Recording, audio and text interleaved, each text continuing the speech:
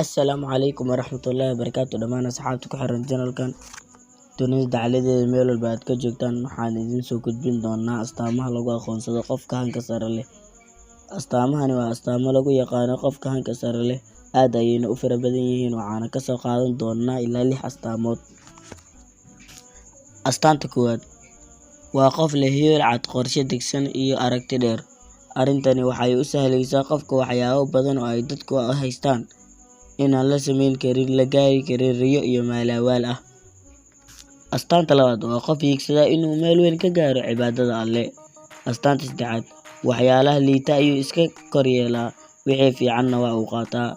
Astaanta afraad waqtigiisa ayuu ka faa'iidaystaa, waxa uuna leeyahay Imaam Cuqayl bin Xambali, lagama yaabo inaan dayaco daqiiqad waqtigayga ka mid ah. Markii uu carabkayga hadli waayo, indhahaygu wax arki waayaan, maskaxdayda ayaan ka shaqaysiiyaa. Astaanta shanaad qofka bulshadiisa ayuu wax ka beddelaa, balse qofka waxa uu bulshadiisa wax ka beddeli karaa marka uu naftiisa iyo qoyskiisaba wax ka beddelo. Astaanta lixaad waa qof aan aqoon quusasho iyo noogid toona, dhegna u dhigin hadallada ku dhisan niyad jab. Waxaa jira 5 qodob oo ay 97% dadka aysan u jaangoynin yoolka ay hiigsanayaan. Qodobka koowaad cabsi. Qofka cabsida ku nool weligiisa xor ma noqdo. Qodobka labaad sida uu qofka nafsad ahaantiisa wax u arko.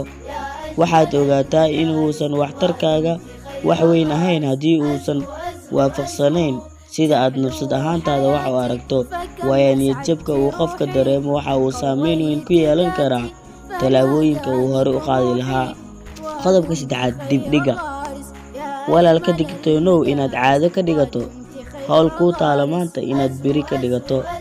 Qodobka afraad fikirka ay dadku ka haystaan qorshe dejinta. Dadka qaarkood waxay u arkaan qorshe dejinta inay tahay waqti dayacmo oo faa'iido darro ah. Qodobka shanaad aqoonta qofka uu leeyahay qorshe dejinta.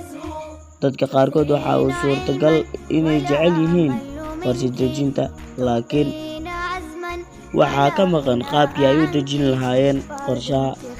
Ugu dambeyntii xusuusnow inuu yahay qofkii aan qorshe lahayn ama hadaf lahayn sidii doon aan naqoodo lahayn, labaduba madaxa ayay dhagax ku dhufsadaan.